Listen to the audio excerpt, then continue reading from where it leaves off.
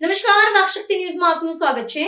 દાહોદમાં તંત્ર દ્વારા લેખિતમાં બાંહેધરી આપી તમામ સમસ્યાઓનું સત્વરે નિરાકરણ લાવવાની બાંહેધરી આપતા દાહોદ જિલ્લા કોંગ્રેસ સમિતિના પ્રમુખ હર્ષદ નિમામાએ જળના પારણા કરી આમરણા ઉપવાસ કાર્યક્રમને સમેટી લીધો।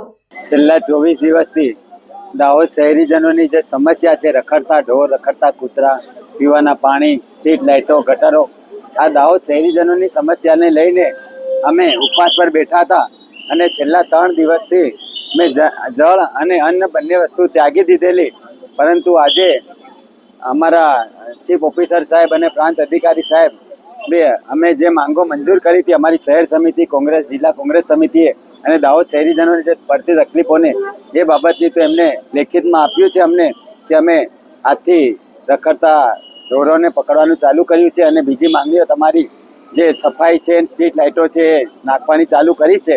અને આ બાબત માટે મને દાહોદ શહેરીજનોએ ખુદ સાથ સહકાર આપ્યો, પત્રકાર મિત્રોએ સાથ સહકાર આપ્યો અને તંત્રએ સાથ સહકાર આપ્યો। એ બદલ હું ખૂબ ખૂબ સૌનો આભાર માનું છું। જિલ્લા કોંગ્રેસ સમિતિ, શહેર કોંગ્રેસ સમિતિ, તમામ મને પ્રત્યક્ષ અને પરોક્ષ જેમને સાથ આપ્યો એમનો આભાર માનું છું। અને આવનાર દિવસોમાં પણ દાહોદ જિલ્લાના લોકો અને દાહોદ શહેરીજનોના લોકો માટેની લડત અમે ચાલુ રાખશું। જ્યાં પણ એમ લાગે કે દાહોદ શહેરીજનો કે દાહોદ જિલ્લાના લોકો સાથે અન્યાય થાય તો ફરી પણ અમે તૈયાર છે એમના માટે લડવા માટે।